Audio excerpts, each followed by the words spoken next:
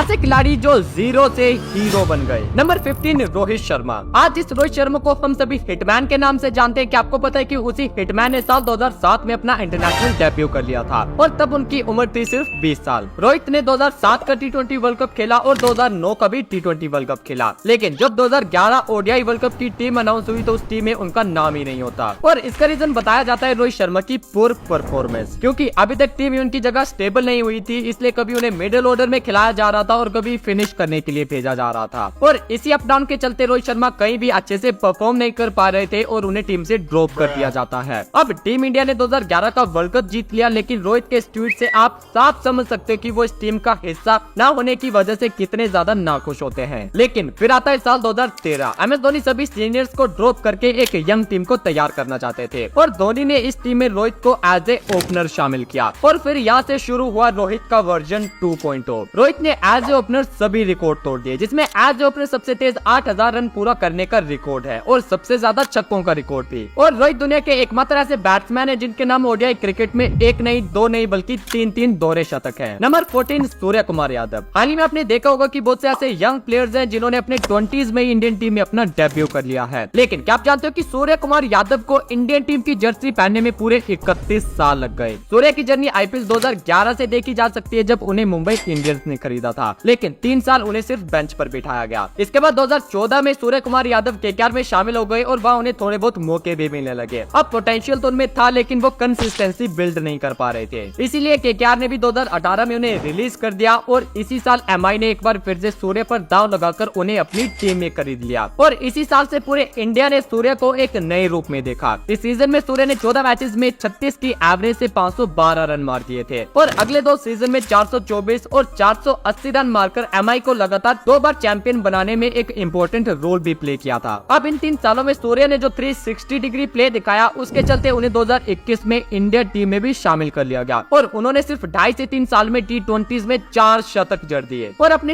Hard work के चलते आज 33 साल के सूर्य इंडियन T20 टीम के कैप्टन भी बन चुके हैं। Number 13 Stuart Broad. जब आप इस बंदे का कैरियर देखोगे तब आपको लाइफ का एक बहुत बड़ा लेसन मिलेगा कि अगर आपकी जिंदगी में कोई एक दिन खराब जाता है तो इसका मतलब ये नहीं कि आपकी पूरी जिंदगी खराब है। 19 सितंबर 2007 ये वही दिन है जिस दिन युवराज सिंह ने स्टुअर्ट ब्रॉड के एक ओवर में लगातार 6 छक्के जड़ दिए थे और ये एक कैरियर डिस्ट्रॉइंग ओवर था, क्योंकि आप खुद इमेजिन करके देखो, अगर आपको इंटरनेशनल लेवल पर 6 गेंदों में लगातार 6 छक्के पड़ जाएं तो बाकी टीममेट और सिलेक्टर्स तो छोड़ो, आपका खुद अपने आप से कॉन्फिडेंस खत्म हो जाएगा। लेकिन यहाँ से आप ब्रॉड का कमबैक देखो। इस ओवर को उन्होंने एक बुरे सपने की तरह बुला दिया और खुद पर 10 गुना ज्यादा हार्ड वर्क करा। और अगर आज आप टेस्ट क्रिकेट में सबसे ज्यादा विकेट्स लेने वाले बॉलर्स की लिस्ट निकालोगे तो उस लिस्ट में 5वें नंबर पर आपको ब्रॉड का नाम देखने को मिलेगा। और आज ब्रॉड को लोग उन 6 छक्कों के लिए नहीं बल्कि one of the greatest bowlers of all time के लिए जानते हैं। Number 12 PAT Cummins. टेस्ट में नंबर 1 बॉलर बनना, ऑस्ट्रेलियन टीम का कैप्टन बनना, वर्ल्ड टेस्ट चैंपियनशिप जीतना और फिर वर्ल्ड कप जीतना। पैट कमिंस को ये सारी सक्सेस कैसे एकदम से मिल गई ना? वेल, देखने में तो यही लगता है, लेकिन असल में ऐसा है नहीं। 2011 में जब पैट कमिंस सिर्फ 18 साल के थे तब उनका ऑस्ट्रेलियन टीम में डेब्यू होता है। अपने डेब्यू T20 मैच में कमिंस ने 3 विकेट लिए, ODI डेब्यू में भी 3 विकेट लिए और टेस्ट डेब्यू की दोनों पारियों में उन्हें 7 विकेट मिलते हैं। लेकिन जब अपने कैरियर की प्रोमिसिंग स्टार्ट के बाद कमिंस को बूस्ट मिलना चाहिए था, वहीं उन्हें इंजरीज ने पकड़ लिया, कभी हील इंजरी तो कभी स्ट्रेस फ्रैक्चर, और इन इंजरीज के चलते कमिंस को लगातार टीम से बाहर रहना पड़ा और दोबारा इंटरनेशनल टीम में वापसी करने के लिए उन्हें पूरे 6 साल लग गए। लेकिन जैसे ही वो फिट होकर दोबारा टीम में आए, उन्होंने फिर पीछे मुड़कर नहीं देखा और एक के बाद एक माइलस्टोन्स अचीव करते चले गए। Number 11 Nicholas Pooran. अगर आज के टाइम में हम टॉप 6 हिटर्स की बात करें तो हर एक की लिस्ट में टॉप 3 के अंदर निकोलस पूरन का नाम तो होगा ही। ये बंदा इतनी क्लीन हिटिंग से छक्के मारता है जिसे देखना काफी ज्यादा सेटिस्फाइंग होता है। लेकिन अब आप इन फोटोज को देखो, ये फोटोज है साल 2015 की। 19 साल के पूरन ट्रेनिंग से वापस घर जा रहे थे और तभी उनकी गाड़ी डिसबैलेंस हो गई और उनका एक मेजर एक्सीडेंट हो जाता है। इस एक्सीडेंट में पूरन के दोनों पैर टूट जाते हैं और उन्हें खड़ा होने के लिए भी क्रचेस का सहारा लेना पड़ता था। पूरे 18 महीने लगे उन्हें सही से रिकवर करने में और रिकवरी के बाद उनका पहला फोकस दोबारा से क्रिकेट में वापसी करना बन गया था। और फिर जो उनकी वापसी हुई वो भला किसने नहीं देखी होगी, चाहे इंटरनेशनल क्रिकेट हो या फिर दुनिया की कोई भी बड़े से बड़ी लीग, पूरन ने हर जगह अपने छक्कों की जड़ी लगा कर रखी है। नंबर 10 दिनेश कार्तिक। जब चोट शरीर पर लगती है तो उसे रिकवर करना फिर भी थोड़ा आसान होता है, लेकिन जब चोट दिल की होती है तो उसे रिकवर होने में काफी टाइम लगता है और स्ट्रगल भी काफी ज्यादा करना पड़ता है। और ऐसे ही कुछ फिल्मी सीन हुआ था दिनेश कार्तिक के साथ भी। कार्तिक ने साल 2004 में अपना इंटरनेशनल डेब्यू कर लिया था और तब उनकी उम्र थी सिर्फ 19 साल। सब कुछ अच्छे से चल रहा था, उनका कैरियर भी और उनकी पर्सनल लाइफ भी। लेकिन तभी कार्तिक अपनी जिंदगी की सबसे बड़ी गलती कर बैठते हैं। सिर्फ 21 साल की उम्र में कार्तिक अपने बचपन के प्यार निकिता बंजारा नाम की इस लड़की से शादी कर लेते हैं। शुरू में तो सब कुछ ठीक रहता है, लेकिन शादी के 5 साल बाद कार्तिक को पता चलता है कि उनकी वाइफ का उन्हीं के बेस्ट फ्रेंड और टीममेट मुरली विजय के साथ अफेयर चल रहा है। और इस बिट्रेल के बाद कार्तिक का डाइवोर्स हो गया और उनकी पत्नी ने मुरली विजय के साथ शादी कर ली। अब इस बिट्रेल का असर कार्तिक की पर्सनल लाइफ के साथ साथ उनके कैरियर पर भी पड़ने लगा। Kartik day by day inconsistent होते जा रहे थे, जिसकी वजह से उन्हें इंटरनेशनल टीम से भी ड्रॉप कर दिया जाता है। लेकिन फिर उनकी किस्मत ने एक यू टर्न लिया और उनकी जिंदगी में दीपिका पल्लिकल नाम की इस लड़की की एंट्री होती है। कार्तिक को एक बार फिर से प्यार होने लगा और वो डिप्रेशन से बाहर आने लगे और इस बार उनके प्यार को सामने से रिस्पेक्ट भी मिली और 2015 में कार्तिक और दीपिका ने शादी कर ली। शादी के बाद कार्तिक की पर्सनल लाइफ तो ट्रैक पर आ गई, लेकिन अपने कैरियर को ट्रैक पर लाना भी बाकी था। और जिस एज में लोग रिटायर होने की सोच लेते हैं, उस एज में कार्तिक ने एक जबरदस्त कमबैक करा और वो बन गए one of the great finisher. चाहे निदांस ट्रॉफी का फाइनल देख लो या फिर आरसीबी के लिए क्रूशियल मैचेस में की गई उनकी फिनिश। और अपने इस कमबैक से कार्तिक आज की जनरेशन के लिए एक रोल मॉडल बन गए हैं। नंबर 9 रियान पराग। ज्यादा नहीं, अगर आप 1.5-2 साल पीछे का देखो तो ये बंदा सिर्फ 20 साल की उम्र में इंडिया का मोस्ट हेटेड क्रिकेटर बन चुका था। 2019 आईपीएल में रियान पराग का डेब्यू हुआ जब उन्हें राजस्थान रॉयल्स ने 20 लाख देकर अपनी टीम में शामिल किया था। इस टीम ने रियान पराग पर काफी ज्यादा कॉन्फिडेंस दिखाया और लगातार इन्हें खेलने का मौका दिया गया, लेकिन रियान पराग फ्लॉप पर फ्लॉप होते चले गए और ऊपर से उनका जो एटीट्यूड था वो लोगों को बिल्कुल भी पसंद नहीं आ रहा था, जिसके चलते लोग उन्हें हर जगह ट्रोल करने लगे, कभी पान पराग कहकर और कभी टैलेंट लेस कहकर। लेकिन रियान पराग इस सारी हेट के साथ खुद को इम्प्रूव करते चले गए। पहले तो डोमेस्टिक क्रिकेट में रनों की झड़ी लगा दी और फिर आईपीएल 2024 में 50 प्लस की एवरेज से 573 रन जड़ दिए। लेकिन जो सबसे बड़ा चेंज था वो थी उनकी मैच्योरिटी। जिस रियान पराग को लोग टैलेंट कम और एटीट्यूड ज्यादा के लिए ट्रोल करते थे, इस सीजन में पराग की मैच्योरिटी देखकर उन सभी लोगों का मुंह तो बंद हो गया था और अपनी इस परफॉर्मेंस के चलते आज रियान पराग इंडियन टीम तक भी पहुंच चुके हैं और कई एक्सपर्ट्स तो ये मानते हैं कि रियान पराग इंडियन टीम का नेक्स्ट फेस भी बन सकते हैं। Number 8 Steven Smith. एक बॉलर जो कि नंबर 8, नंबर 9 पर बैटिंग करता था, वो बॉलर अगर दुनिया का नंबर 1 बैट्समैन बन जाए तो इससे बड़ा कमबैक भला क्या हो सकता है। और ये कमबैक स्टीवन स्मिथ के कैरियर का मेन हाईलाइट भी है। स्मिथ ने अपने कैरियर की शुरुआत एज ए लेग स्पिनर करी थी, लेकिन फिर धीरे धीरे उन्हें समझ आने लगा कि अगर ऑस्ट्रेलिया की टीम में लंबा टिकना है तो लेग स्पिन से काम नहीं चलने वाला। सो स्मिथ ने अपने कैरियर को 360 डिग्री चेंज कर दिया और लेग स्पिन छोड़कर बैटिंग को ज्यादा प्रेफरेंस दी और आज स्टीवन स्मिथ बैटिंग के गोट बन चुके हैं। नंबर 7 अर्शदीप सिंह। ये कैच आपको याद है क्या?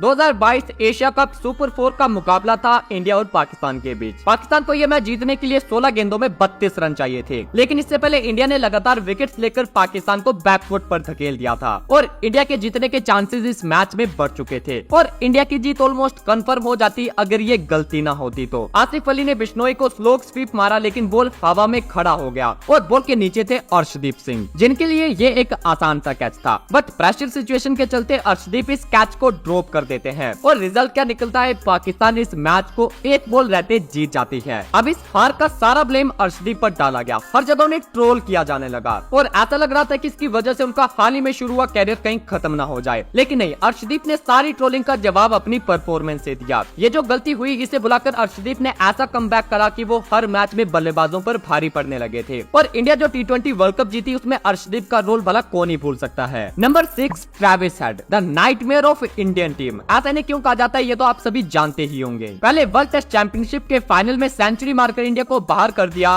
और फिर वर्ल्ड कप फाइनल में फिर से सेंचुरी मारकर इंडिया का ये सपना भी तोड़ दिया। लेकिन ट्रेविस हेड को जिस जगह आज आप देख रहे हो वहां तक पहुंचने में उन्हें भी काफी ज्यादा स्ट्रगल करना पड़ा था। फर्स्ट क्लास कैरियर में अच्छी परफॉर्मेंस के चलते 22 साल के ट्रेविस हेड को इंटरनेशनल टीम में भी शामिल कर लिया गया और उनकी पहली सीरीज थी 2016 में इंडिया के अगेंस्ट, जो कि बुरी तरह से फ्लॉप रहती है। मेन दिक्कत ये थी कि उस टाइम ऑस्ट्रेलिया के टॉप ऑर्डर में उनके लिए कोई जगह नहीं थी, क्योंकि एरन फिंच और डेविड वार्नर उस पोजीशन को डोमिनेट कर रहे थे। इसलिए कभी हेड को मिडिल ऑर्डर में शामिल किया जाता तो कभी एज ए फिनिशर, लेकिन कंसिस्टेंसी कहीं भी बिल्ड नहीं हो रही थी। और क्या आप जानते हो कि 2016 और 17 के आईपीएल सीजन में ट्रेविस हेड आरसीबी टीम का हिस्सा भी थे। इन 2 सालों में उन्हें 10 मैचेस खेलने का मौका मिला, लेकिन कंसिस्टेंसी यहाँ भी नहीं दिखी और इन 10 मैचेस में सिर्फ 205 रन बना पाए, जिसमें 50 प्लस का स्कोर सिर्फ एक पार कर पाए थे और इसके बाद इन्हें आईपीएल में भी किसी ने खरीदा ही नहीं। लेकिन इन सभी फेलियर्स ने ट्रेविस हेड को उनका बेस्ट वर्जन बनने में उनकी काफी ज्यादा हेल्प करी और उनके कैरियर का टर्निंग पॉइंट रहा एशेज 2021, जिसमें वो प्लेयर ऑफ द सीरीज रहते हैं। फिर 2023 WTC जहां ट्रेविस हेड के 163 रन के चलते ऑस्ट्रेलिया ने इंडिया को आसानी से हरा दिया था और फिर फिर 2024 का वर्ल्ड कप फाइनल, जहां एक बार फिर से हेड की कंसिस्टेंसी ने इंडिया के वर्ल्ड कप ट्रॉफी के सपने को तोड़ दिया था।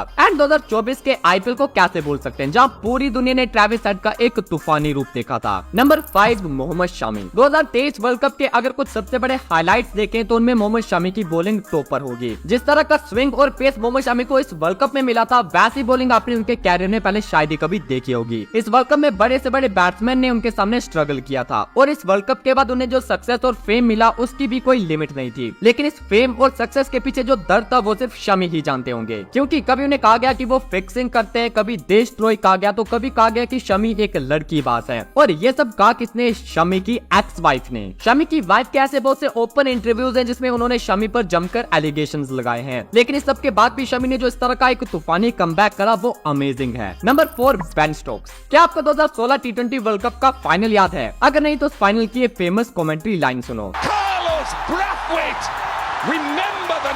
अब कुछ याद आया? वेल, ये फाइनल इंग्लैंड और वेस्ट इंडीज के बीच था। वेस्ट इंडीज 156 चेज कर रही थी और उन्हें लास्ट ओवर में जीतने के लिए 19 रन चाहिए थे। स्ट्राइक पर होते हैं कार्लोस ब्रैथवेट और ये लास्ट ओवर डालने के लिए आते हैं Ben Stokes. And as you all know, Brathwaite ने स्टोक्स की पहली 4 गेंदों में लगातार 4 छक्के मारकर वेस्ट इंडीज को इस वर्ल्ड कप का चैंपियन बना दिया था। और बेन स्टोक्स का यंग कैरियर ऑलमोस्ट खत्म सा कर दिया था, क्योंकि यार इस तरह की पिटाई के बाद बड़े से बड़े प्लेयर्स का कॉन्फिडेंस लूज हो जाता है। और उस टाइम स्टोक्स को इंटरनेशनल क्रिकेट का इतना ज्यादा एक्सपीरियंस भी नहीं था। लेकिन इस सबके बाद भी उनकी टीम ने उन पर कॉन्फिडेंस दिखाया और उन्हें बैक करा, और स्टोक्स ने भी उनके इस कॉन्फिडेंस को बिल्कुल सही साबित किया। अब आप चाहे उनकी हेडिंगली की ये पारी देखो या फिर 2019 वर्ल्ड कप की ये नो, जो बेन स्टोक्स 2016 में इंग्लैंड क्रिकेट के सबसे बड़े विलेन बन चुके थे, अब वही बेन स्टोक्स लोगों के सबसे बड़े हीरो हैं। नंबर 3 हार्दिक पांड्या। वो कहते हैं कि जब आपका टाइम खराब चलता है तब कितनी भी कोशिश कर लो, हर एक चीज आपके अगेंस्ट ही जाती है। और हार्दिक पांड्या इस बात का एक रियल लाइफ एग्जाम्पल है। 2024 आईपीएल का सबसे बड़ा उलटफेर था हार्दिक पांड्या का जीटी को छोड़कर मुंबई इंडियंस में चले जाना और फिर रोहित को कप्तानी से हटाकर हार्दिक पांड्या को एमआई का कैप्टन बना देना। बस यहीं से शुरू होता है हार्दिक पांड्या का बुरा वक्त। पूरी कंट्री ने हार्दिक को रोहित की जगह एक्सेप्ट नहीं करा और हार्दिक को ग्राउंड से लेकर इंटरनेट तक हर जगह सिर्फ हेट मिलने लगी। ना तो आईपीएल में उनकी अपनी पर्सनल परफॉर्मेंस ठीक रही और ना ही वो एज ए कैप्टन अपनी टीम को आगे ले जा पाए। लिटरली भाई, पूरे आईपीएल सीजन में इस बंदे ने जब भी ग्राउंड में एंट्री करी तो पूरा क्राउड बस हार्दिक को बू करने में लग जाता था। ऊपर से इनका डाइवोर्स भी हो गया वो अलग। लेकिन सिर्फ कुछ ही महीनों के अंदर हार्दिक ने सारी हेट को फिर से प्यार में बदल दिया, क्योंकि 2024 T20 वर्ल्ड कप में हार्दिक ने जिस तरह से परफॉर्म किया था,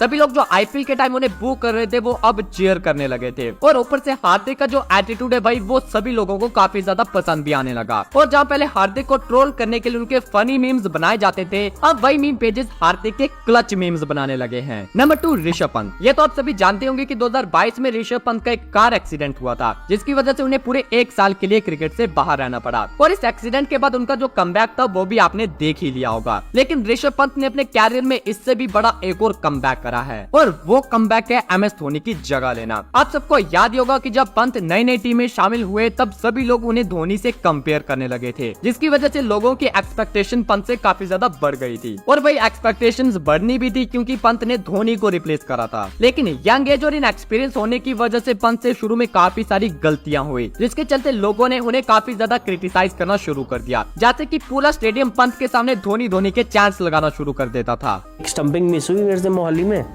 and everybody started chanting Dhoni Dhoni करके। I used to feel bad. I used to go back and cry. अब इस सबसे पंत का कॉन्फिडेंस ऑब्वियसली लूज तो हुआ होगा, लेकिन पंत को ये क्लियर था कि वो नेक्स्ट एमएस धोनी नहीं बल्कि अपना एक बेटर वर्जन बनेंगे, और पंत ने ऐसा करके भी दिखाया। चाहे कीपिंग हो या फिर बैटिंग, हर जगह पंत ने एक ग्रेट कमबैक करा। और एक टाइम जहाँ लोग पंत के सामने धोनी के चांस लगाकर उन्हें टीज किया करते थे, आज वही लोग पंत के लिए चीयर करते हैं।